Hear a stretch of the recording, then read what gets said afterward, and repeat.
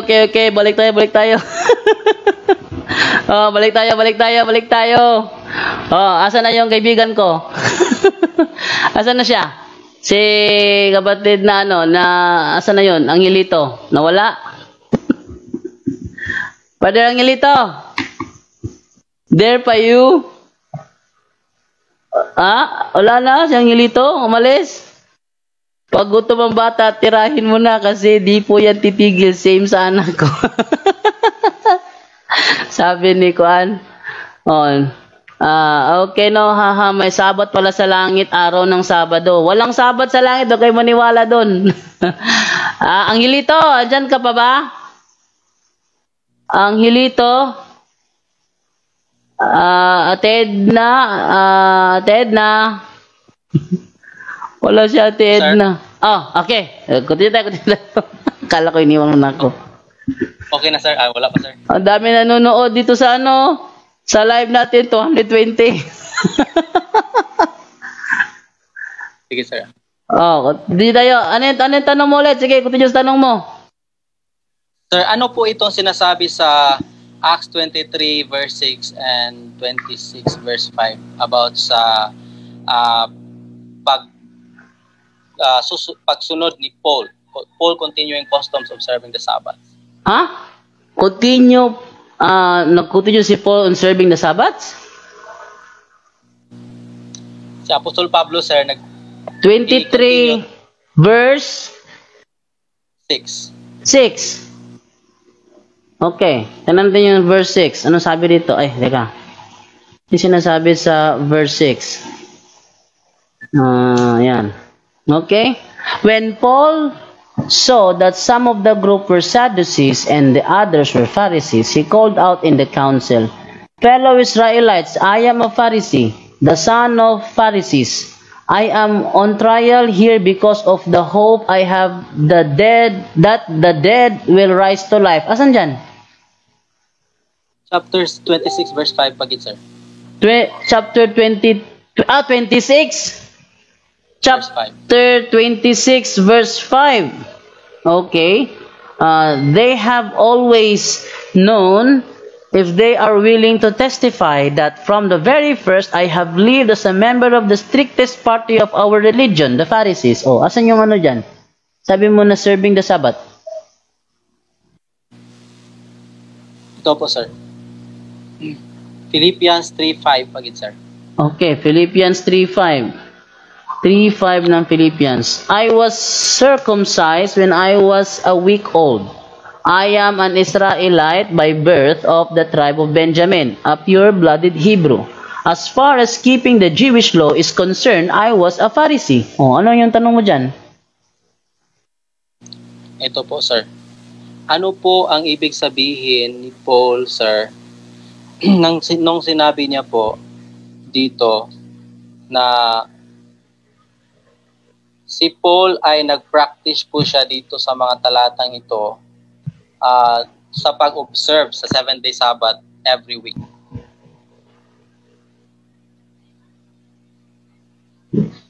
Ang ibig sabihin niyan, nung nasa Judaism pa siya, sinusunod niya yung Jewish law dahil siya ay Parisiyo. Sa Tagalog.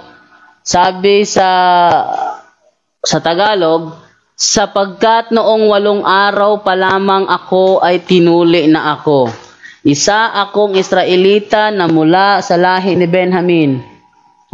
Sabi niya, kaya kung pagiging tunay na Hudiyo ang pag-uusapan, talagang tunay akong Hudiyo. At kung pagsunod sa kautusan ng mga Hudiyo, ano daw? Sa utusan ng mga Hudiyo, Jewish law yung kanina Sa utusan ng mga Hudiyo naman ang pag-uusap, talagang sinusunod ko ito dahil Pariseo ako. Kung tungkol naman sa sigasig na pagsunod ko sa relihiyon ng mga Hudiyo, inusig ko ang iglesia. Walang maiipintas sa akin pagdating sa pagsunod sa kautusan. Dahil sinasabi niya, nung siya ay nasa iglesia pa ng Judaism, sinusunod niya yung kautusan, wala siyang parang wala siyang mali na nagawa sa kautusan ng mga Hudyo nung nandoon pa siya. Inaamin niya naman talaga yan sa Galatia 1.13. Basahin ko sa Galatia 1.13 ha. Eto sabi ni Apostol Pablo sa Galatia 1.13. For you have heard of my former conduct in Judaism, how I persecuted the church of God beyond measure and tried to destroy it. Yun pala. Former pala yun. Yung nasa Judaism pa siya, former Judaism pala siya. Nang sabihin niya ito, hindi na siya Judaism. Ngunit nung nasa Judaism pa siya, pinipersecute niya ang iglesia ng Panginoon. Ayun pala. So tama talaga yun. Walang problema doon. Ano yung serving the Sabbath? Hello po. Asan yung serving the Sabbath mo doon? Nag-aaral ka ba naman ng Bible contextual? Ang tanong ko po dyan, sir, anong ibig sabihin po? Ayun na nga, ibig sabihin nasa Judaism pa siya, masugid siyang sumusunod sa kautusan. Kung sabihin niyo Hudyo, Hudyo rin ako. Pagdating sa kautusan, ay nako, sumusunod talaga ako. Yun na ibig niya sabihin. So, dahil Pariseo ako. Acts 17 verse 1 and 2, sir. Okay, Acts 17, 1 and 2 naman tayo. Okay, ito naman tayo sa Acts 17, 1 and 2. Okay, Acts 17, 1 and 2. Okay.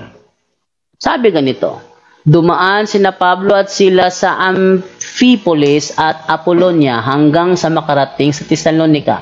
Sa lungsod na ito'y may sinagoga ang mga Hudyo. At ayon sa kinaugalian ni Pablo, siya'y pumasok doon. Sa loob ng 3 magkakasunod-sunod na araw ng Sabat, siya ay nakipagpaliwanagan sa kanila mula sa kasulatan. Yun na nga nakipagpaliwanagan siya. Kinakonvert niya yung mga Hudyo at mga Hintil sa pagiging Kristiyano. Basahin natin. Gawa 9 naman tayo. 9:29. 22 muna. Gawa 22. 9:22. Ang tanong ko po, sir, gawa po. Naliwanagin ko kung anong ginagawa niya, anong klaseng paliwanagan na ginagawa niya sa loob ng sinagoga. Anong klaseng paliwanagan? Datapwat lalo nang lumakas ang loob ni Saulo at nilito ang mga Hudyo na nangananahan sa Damasco na pinatutunayan na ito ang Kristo na nangangaral na may katapangan sa pangalan ng Panginoon at siya'y nagsalita at nakipagtuligsaan sa mga Greko-Hudyo. Datapwat pinagpipilitan nilang siya'y mapatay.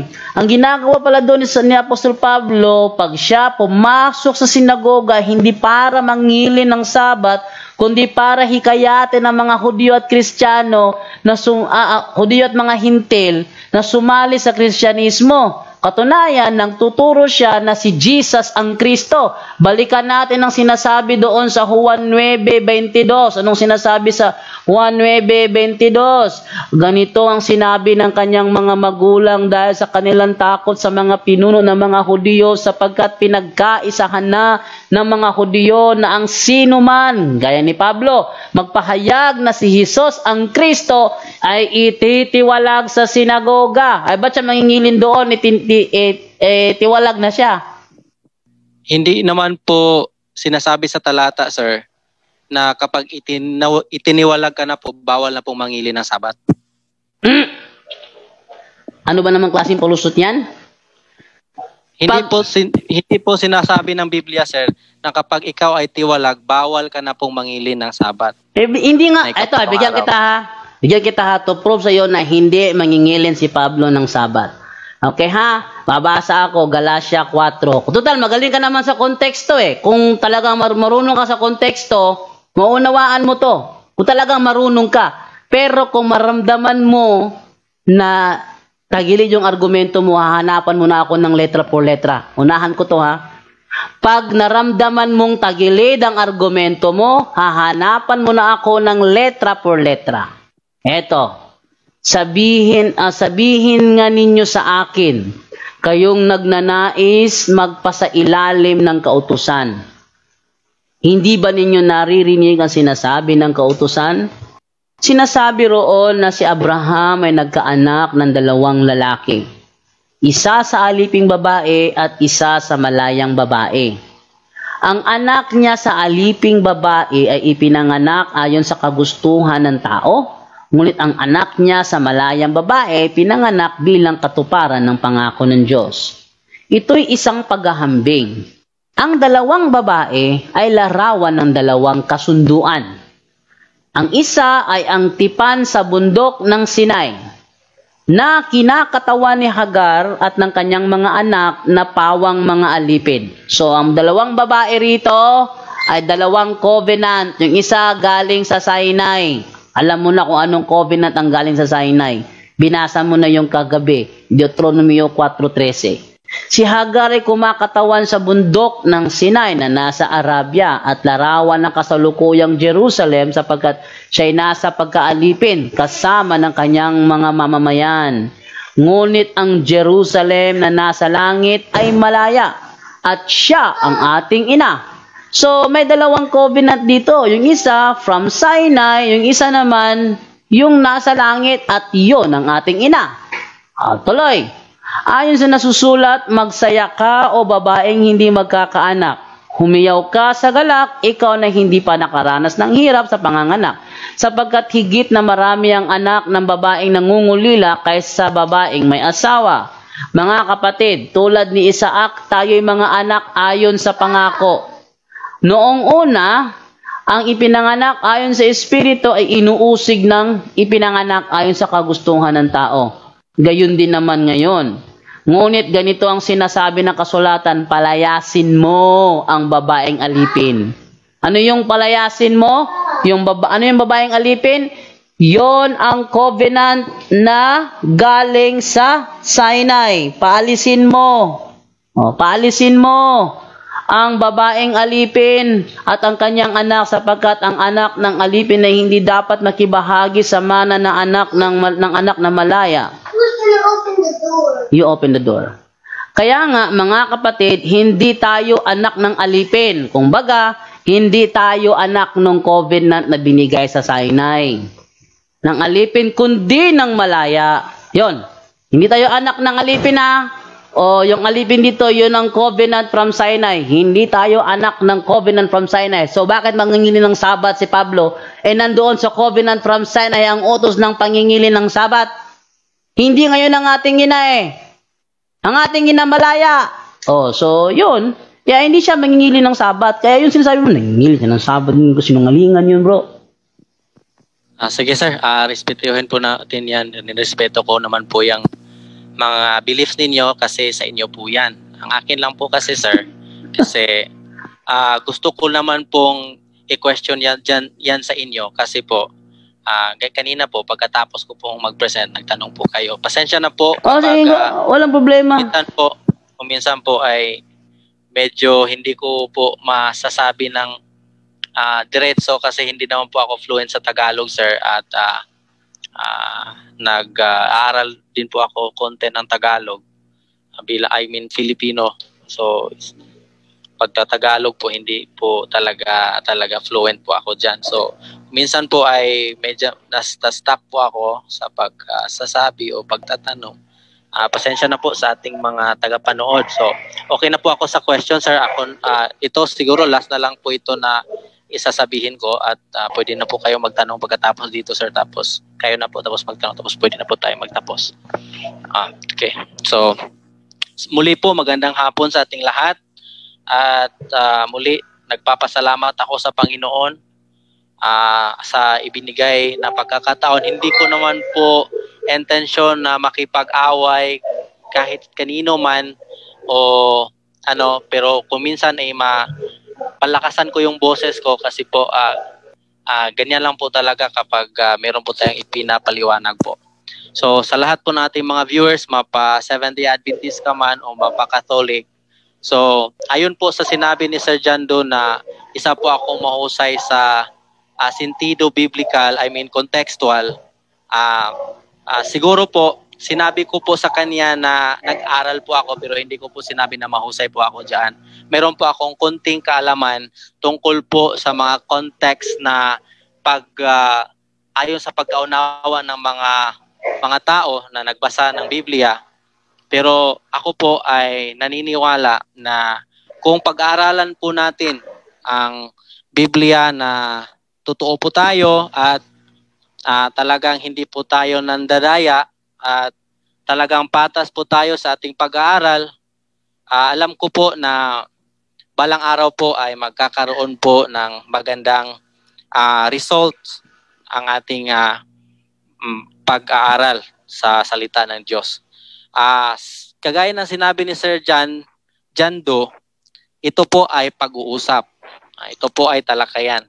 Hindi po ito katulad na sinasabi niya na meron pong ganyan. So ito kami lang po ang nagko-control po ng time namin kung kailan kami hinto o sa question and answer time po ng question and answer.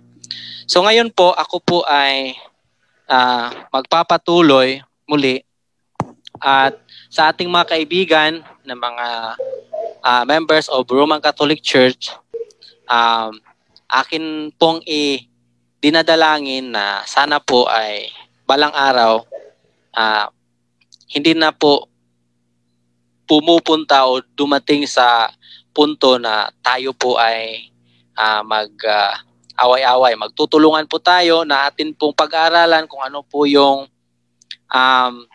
nasa Biblia. So, ito po.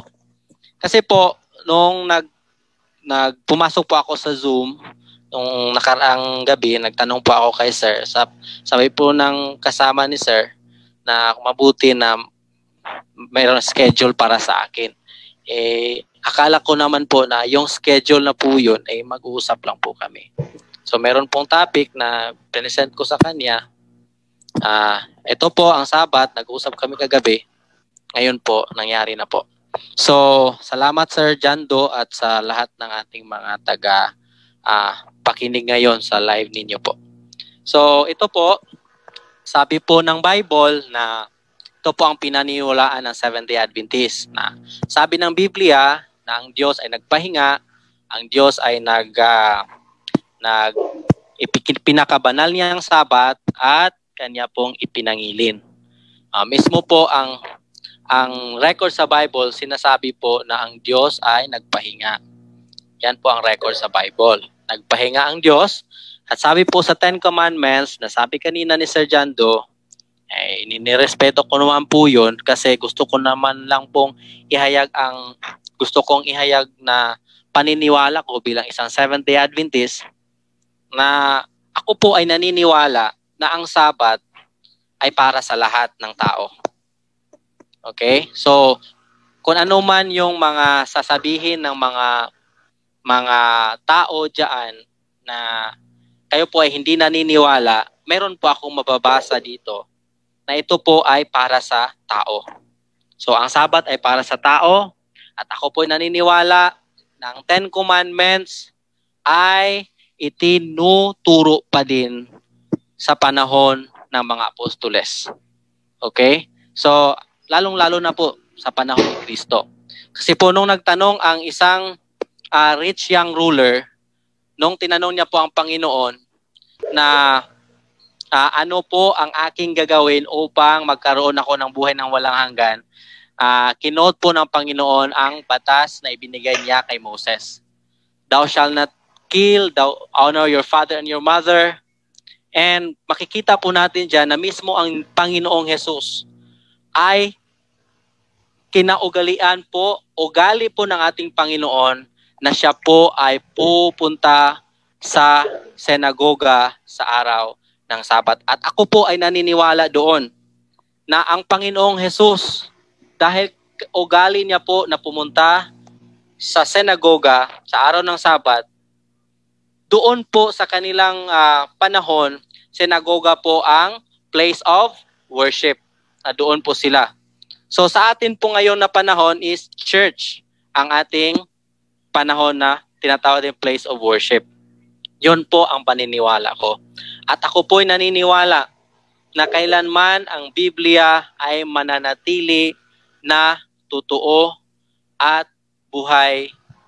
Sabi po ng Matthew chapter 5 verses 17 to 18, sabi po ni Kristo dito, mga kaibigan,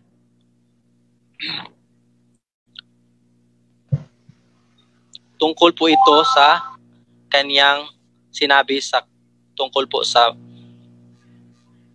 kautusan po. Think not that I am come to destroy the law or the prophets. I am not come to destroy but to fulfill. Sabi diyan, huwag ninyong isiping ako'y naparito upang sirain ang kautusan o ang mga propeta. Ako'y naparito hindi upang sirain, kundi upang ganapin. Sapagkat katotohanan sinabi ko sa inyo, hanggang sa mangawala ang langit at ang lupa, ang isang tuldok o isang kudlit sa anumang paraan ay hindi mawala sa kautusan hanggang sa maganap ang lahat ng mga bagay. Okay? So sabi po dyan na si Kristo mismo ay pumunta dito upang kaniyang tuparin ang kautusan. Sabi dyan, at ang mga propeta. So ngayon naman po, bakit po ako ay naniniwala na ang Sabat ay para sa lahat ng tao? Dahil po, ang Ten Commandments ay hanggang ngayon ay nagpapatuloy pa rin po. At hindi kailanman, ako po naniniwala, hindi kailanman mawawala ang 10 utos ng Diyos. Okay? Hindi po kailan mawawala ang 10 utos ng Diyos. Ito po, hanggang ngayon ay nandyan pa rin ang 10 utos. At ito po ay sinusunod ng mga tao kahit na po hindi mga Israelites. Okay? So hindi po ito sinabi natin para ipaalam po sa inyo, para sabihin ko po na ako po yung tama. Nagbasa lang po ako ng Biblia at sinabi ko po dito na ang 10 utos ay naniniwala po ako, ayon sa sabi ng Biblia, na nandito pa rin ang 10 utos hanggang ngayon at itinuturo pa rin sa panahon ni Kristo, at si Kristo mismo ay hindi lawbreaker. Hindi po siya ang tagagiba ng 10 utos, siya po tagatupad. He fulfill it all. So sabi dyan, at kung meron po kayong mga Bibles, please open it to Galatians chapter 3 verses 17 to 19. Sabi po dito mga kaibigan, and this I say, that the covenant, sabi po dito sa New Living Bible, sabi po dito na here's what I am trying to say. God's promise to save through faith. And God wrote this promise down to the sign and signed it. Could not be concealed or changed. 430 years later, when God gave the 10 commandments, if obeying those laws could save us, then it is obvious that this would be a different way of gaining God's favor than Abraham's way. For he simply accepted God's promise. So ano pong sabi dito sa verse 17 mga kaibigan? Sabi po dito na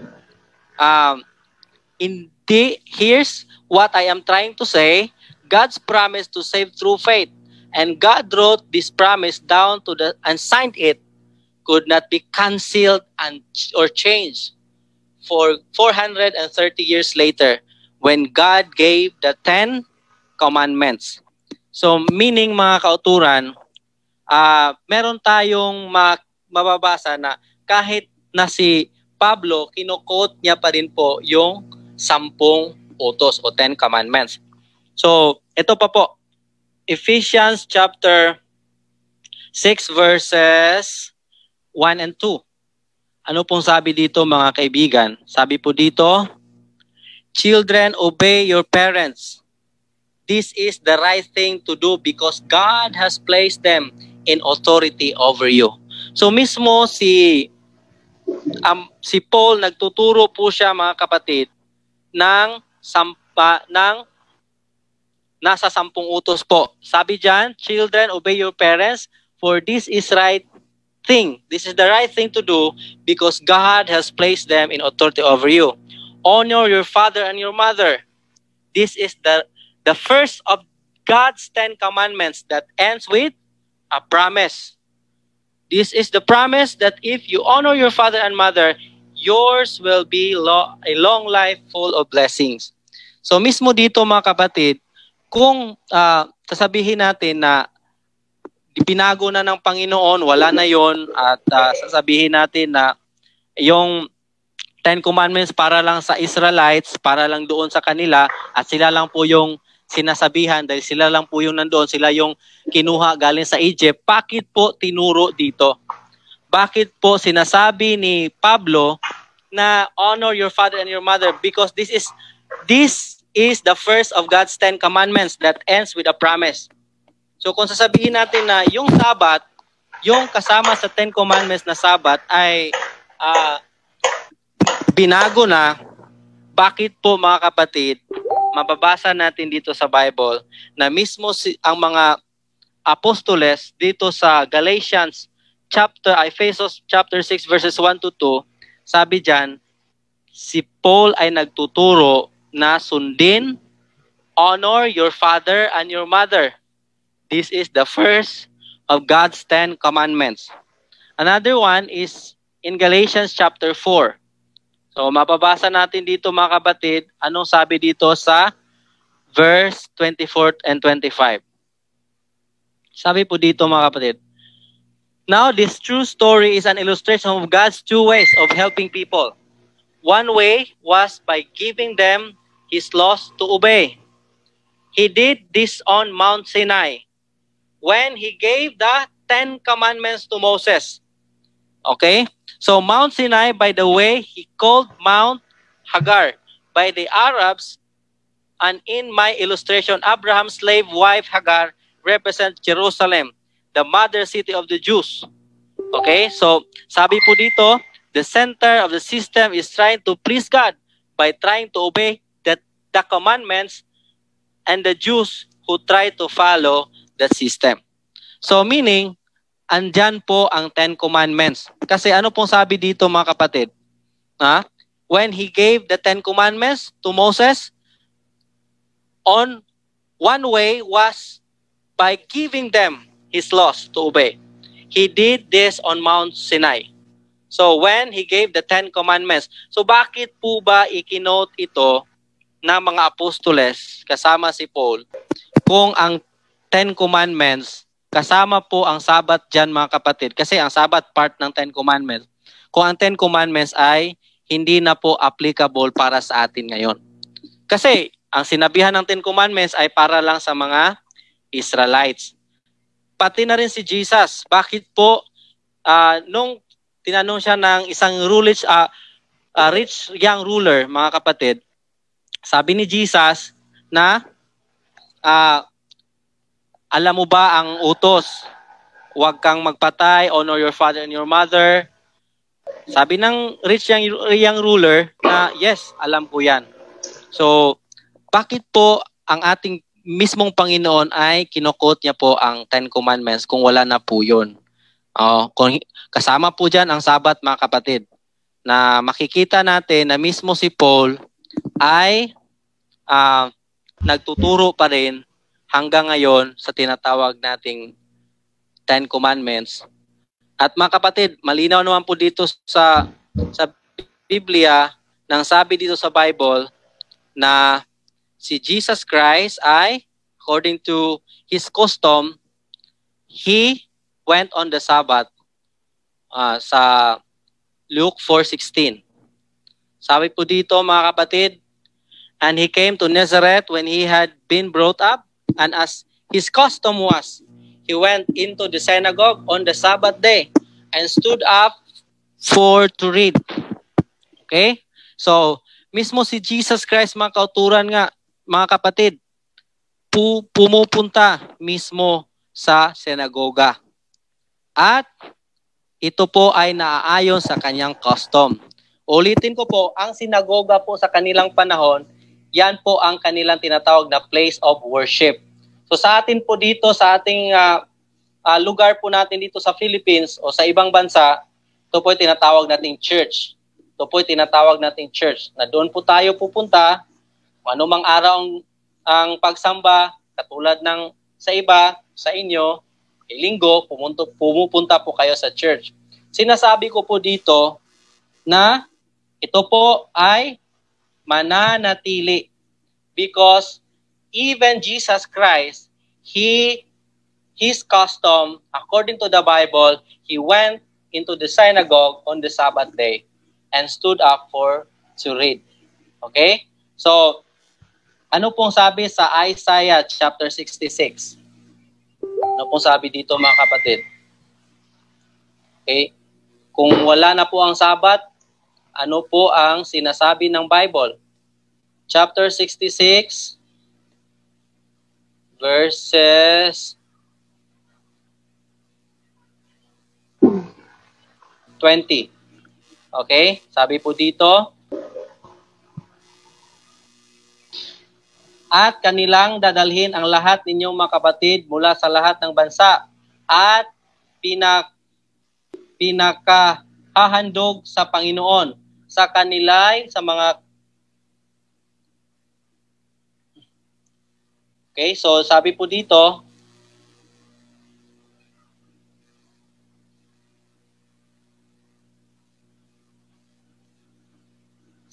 sa Isaiah chapter 66 verses 20, they shall bring all your brethren for an offering unto the Lord out of the nations upon horses and in chariots and in litters and upon mules and upon swift beasts to my holy mountain Jerusalem, said the Lord, as the children of Israel bring an offering to the clean vessels. Verse 21, and I will also take them for priests and for Levites, saith the Lord. For as a new heavens and new earth, verse 22, which I will make shall remain before me, saith the Lord, so shall your seed of your name remain. So ano pong ibig sabihin dito? So your seed and your name remain. So meaning mga kauturan, mga kapatid, sabi dito, sapagkat kung paanong ang mga bagong langit at ang bagong lupa na aking lilikhain ay mananatili sa harap ko, sabi ng Panginoon, gayon mananatili ang inyong lahi at ang inyong pangalan. And it shall come to pass, at mangyayari na mula sa bagong buwan hanggang sa panibago at mula sa isang Sabat hanggang sa panibago, paroroon ang lahat ng tao upang sumamba sa harap ko, sabi ng Panginoon. So, ano pong ibig sabihin dito mga kapatid? Ang ibig sabihin dito mga kapatid sa prophecy ni Isaiah na hanggang sa bagong langit mananatili na ang mga tao ng Diyos ay magsamba sa Kanya sa araw ng Sabat at sa ibang araw pa ng Sabat. So, ayan po ang akin pong gusto pong i-share dito po sa atin. So, ulitin ko po para po sa lahat, ang pakay ko po dito ay gusto ko pong bigyan ng respeto at paunlakan yung invitation ni Sir Jando na mag-usap po kami dito. At wala po akong intention na kahit ni isa sa inyo dito ay ipahiya ko at ano pa dyan. So, yan lang po ang aking masasabi mga kapatid. Sana po ay pagpalain po tayo ng Panginoon at sana po balang araw po ay magiging magkaibigan po tayong lahat kasama po ang ating Panginoon. Magandang hapon po. Okay, ako naman, no? So, bukas ng gabi, magbabalik si Brother Angelito sa ating Monday Night Talakayan, no? Abangan nyo po yan. Ang topic is, bakit titindigan niya na kailangang aniban ng SDA Church, no? So, sagutin natin yung mga nilibat niya ngayon. Yung rich young ruler. Yung rich young ruler na kausap ni Jesus Christ, Israelita yon. Sabi niya, Panginoon, ano bang kailangan kong gawin para ako'y makapunta sa kaharian ng langit? Sabi ng Panginoon, gawin mo ang tama. Gawin mo yung nasa Ten Commandments. Sabi ng Ten Commandments, tama. Sabi ng binatilyo, nasunod ko na po yun. Lahat. Sabi niya, ano pang kulang? So, kahit pala masunod mo pa lahat, meron pang kulang. Alam mo kung anong kulang? Isang bagay lang naman kailangan mong gawin. Ito, babasa ako ha. Sabihin natin sa Galatia 5:14. Anong sinasabi sa Galatia 5:14? Sabi ganito, sapagkat ang buong kautusan ay nauuwi sa isang pangungusap. Ang buo. Nauuwi na lang sa isang utos. Ibigin mo ang iyong kapwa gaya ng pag-ibig mo sa iyong sarili. Isang utos lang gawin mo. Kaya nga binigay sa atin ni Kristo, hindi mangilin ng Sabat. Unang Juan 4:21. Ito ang utos na ibinigay sa atin ni Kristo. Ang umiibig sa Diyos ay dapat ding umiibig sa kanyang mga kapatid. So, ang utos na binigay sa atin ni Kristo, hindi mangingin ng Sabat, kundi umibig sa kapwa. At pag ginawa natin yan, Galatia 6:2, anong sabi ni Kristo? Magtulungan kayo sa pagbuhat ng pasanin ng bawat isa, sa gayong paraan ay matutupad ninyo ang kautusan ni Kristo. Matutupad natin ang kautusan ni Kristo kahit hindi tayo nangingilin ng sinasabi niya kanina na 7th-day Sabbath. Layon. Malawa, Lucas 4:16, sinagoga daw, no? Si Kristo lumaki sa pananampalataya ng mga Hudyo ang Judaism. Natural, yung custom nilang gagawin niya. Sabi niya, noon sinagoga, ngayon church. Maliking kamalian yan. Hindi ka talaga nagsasaliksik, ano? Kapatid, hanggang ngayon, nandiyan ang sinagoga. Hindi ka lang nakapasyal sa Israel, pero andyan pa sinagoga, ayan, no? Ayan yan ang sinagoga ng Judaism ngayon. Palatandaan ng kanilang relihiyon, yung Star of David. Ano ba ang logo ng SDA Church? Star of David ba? Hindi. Ang logo ng SDA Church, isang planeta, may apoy, may cross, at may Biblia. Hindi yan ang pinapasukan ni Kristo. Ang pinapasukan ni Kristo, yung sinagoga. Ito sinagoga, Star of David ang simbolo ng pananampalataya ng mga Hudyo. Yan ang hindi alam. Sabi niya, noon, sinagoga, ngayon, church na. Ano sasabi mo? Ngayon, church na. Hindi. Kung noon, ang Judaism, sinagoga, hanggang ngayon, sinagoga pa rin sila. Huwag mong sabihin na church para idamay mo yung iba. Hindi ka talaga nagsasaliksik. No. Si Kristo, tagatupad ng 10 utos. Sabi niya, si Kristo, tagatupad ng utos. Hindi ako naparito. Yun ba ang utos sa kanya? Basahin nga natin. Ano ba ang sinabi ni Kristo doon sa Lucas 24:44? Yun ba yung 10 utos? Tingnan nga natin.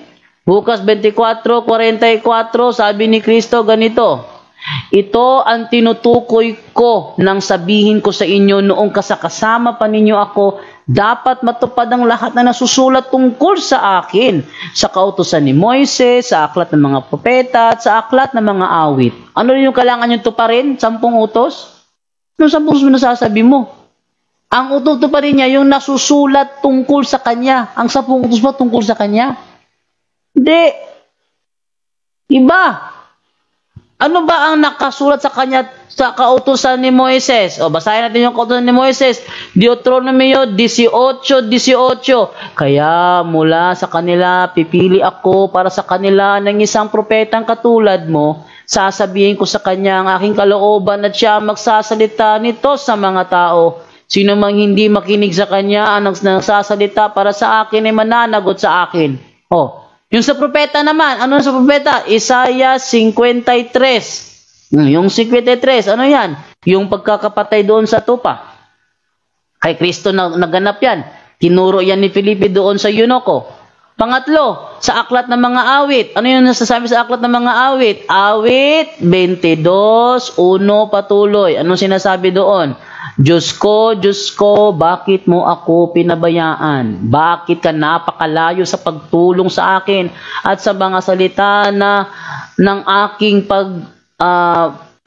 pag-angal? 6, ngunit ako'y uod at hindi tao, duwahagi sa mga tao at tinamak ng bayan, sapagkat niligid ako ng mga aso, kinulong ako ng pulutong ng mga manggagawa na masama, binutasan nila ang aking mga kamay at ang aking mga paa. Kaya sinabi ni Kristo doon sa Juan 10:18, kung ano yung kanyang utos na sinunod, hindi yun 10 utos. Walang makakakuha ng aking buhay, kusa ko itong ibinibigay. Mayroon akong kapangyarihang ibigay ito at mayroon akong kapangyarihang kunin itong muli. Ang utos na ito'y tinanggap ko mula sa aking Ama. Ano yung utos na yun? Yung magpakamatay siya. Hindi yung 10 utos. Ba't mo sinasabi na tagatupad ng 10 utos? Mali. Ngayon, dito na sa Galatia 3:17 hanggang 19, yung binasa yung The Living Bible, hindi naman niya inunawa. Ano ba sinasabi sa Galatia 3:17 hanggang 19? Basahin sa Tagalog. Ano ba sinasabi sa Tagalog? Ito. 17 to 19. Pakinggan ninyo ha. Tugma ba sa paliwanag niya? Ito ang ibig kong sabihin. May kasunduang ginawa ang Diyos kay Abraham at ipinangako niyang tutuparin ito. Ang pangakong ito ay binigay niya 430 taon bago dumating ang kautusan. Kaya ang pangakong yun, yung kautusan dito sa The Living Bible nakalagay 10 Commandments. Ang pumasok lang sa isip niya yung terminong 10 Commandments. Di naman inuunawa ang konteksto ng talata. Tuloy natin. Sabi niya, nag-aaral siya ng konteksto eh.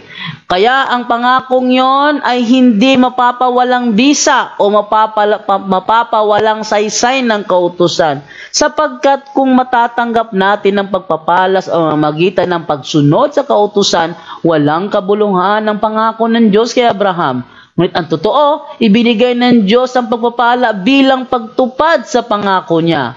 Kung ganoon, ano ba ang silbi ng kautusan? Ibinigay ito para malaman ng tao na nagkakasala sila. Ngunit ito'y hanggang, may hangganan pala to. Ito'y hanggang sa dumating lamang ang ipinangakong apo ni Abraham.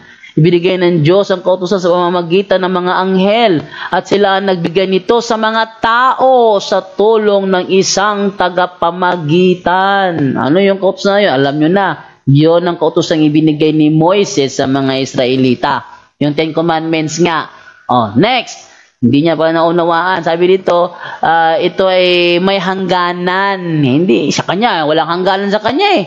Ang sabi ni Biblia, may hangganan pala ito hanggang dumating yung apo ni Abraham. Ano pa? Galatia 4:24. Binasa naman niya yung Galatia 4:24 at 25. Ano ba sinasabi sa 30? Nakafocus sa 10 Commandments. Salamat, tinanggap yung 10 Commandments ito. Ano ba sa 30? Palayasin mo ang babaeng alipin. Ano ba yung babaeng alipin? Palayasin mo babaeng alipin at ang anak niya dahil sa ang anak na babaeng alipin ay hindi maaari makibahagi. Palayasin ang anak na babaeng alipin. Ano ba yan? 24. Ang babaeng alipin ay kumakatawan sa kasunduan na ibinigay ng Diyos kay Moses sa bundok ng Sinai. Alam naman yun ni Angelita kung anong kasunduan yun. Tapos, Isaiah 66:22, sabi niya may sabat daw sa langit. Anong may sabat sa langit pero sasabi mo? Walang sabat doon. Ano ba yung sabat? Rest. Di ba? Ano ginagawa ng mga anghel sa langit? Nagsasamba. Walang tigil sa pagsamba. Lagyan mo ng sabat, anong gagawin nila? Tigil. Walang sabat doon. Ito, basahin natin na. Yan ang problema sa contextualize daw. Pero ewan ko, ba't iba paliwanag sa sinasabi ng konteksto? Sa 66:22 ng Isaias, anong sabi dito? Yan. For as the new heavens and the new earth that I make shall remain before me, says the Lord, so shall your offspring and your name remain. Ang mananatili, hindi yung sabat, kundi yung kanilang offspring at saka yung kanilang mga pangalan na mananatili, hindi ang sabat. 23. For from new moon to new moon and from Sabbath to Sabbath, all flesh shall come to worship before me, declares the Lord. Ano ba ibig sabihin ng from new moon to new moon?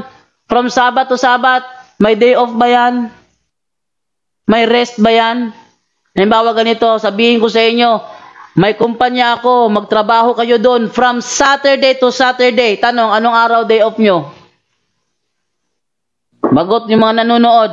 Pag sinabi ko, may malaki akong kumpanya, magtrabaho kayo roon, malaki sweldo. Ang trabaho nyo from Saturday to Saturday. O, from Sabat to Sabat. Tanong, anong araw ang day off nyo? Hindi nag-iisip si Brother Angelito. May Sabat daw sa langit. Ano bang Sabat? Rest. Ang binasa 23, mula sa isang buwan hanggang sa isang buwan, mula sa isang Sabat hanggang sa isang Sabat. Yun nga, from Sabat to Sabat, anong araw ang day off? Wala. Anong ginagawa ng mga anghel doon? Magsamba, walang tigil, araw at gabi. Lagyan mo ng Sabat, anong gagawin nila? Pahinga. O, nag-iisip ang SDA doon? Hindi nag-iisip ang SDA doon. Kaya, mali talagang unawa. Balikan nyo bukas ng gabi sa isang 5 minutes banatan talakayan. Si Brother Angelito, ang kanyang makakaano is ang punto por punto team. Ang rule natin bukas ng gabi, titindig siya ng 10 minutes. Yung unang tindig niya, 10 minutes. O, mas maganda, 5 minutes na lang para madali lang. Marami makapagtanong. Dahil susunod yung 5 minutes tanungan, 5 minutes rebuttal, 5 minutes tanungan, 5 minutes rebuttal. Paikot-ikot na lang yan hanggang matapos ang programa. Okay, thank you po sa inyong lahat na panunood ngayon. Sobrang dami na nanonood kanina, no? Ang dami na nanonood kanina. Ngayon, umaabot na lang tayo ng 190. Kanina, umaabot tayo ng mga 300. Oh. Yan. Pag dito kami kipagtalakayan, Brother Angelito, maraming manunood sa iyo. No? Okay, thank you po sa inyo lahat. Saka Brother Angelito, salamat. At naway hindi ka, ano ba sabi sa Tagalog yung dili ka mutagam. Sana patuloy ka pa rin. Marami nang sasabi dito, "Uy, Jando, magalang yung kausap mo. Hindi gaya ng ibang SDA na katalakayan mo, maangas ang dating."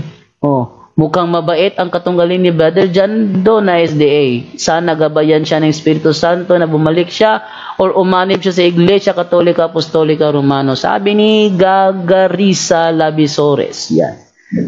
Yun ang ano. Yun ang pinagkaiba namin dalawa. At dahil 58 minutos na ng alas 4, kailangan ko na itong tapusin. Brother Angelito, maraming salamat sa iyo. Yes, sir. Thank you po. At thank you din po sa ating mga nanonood.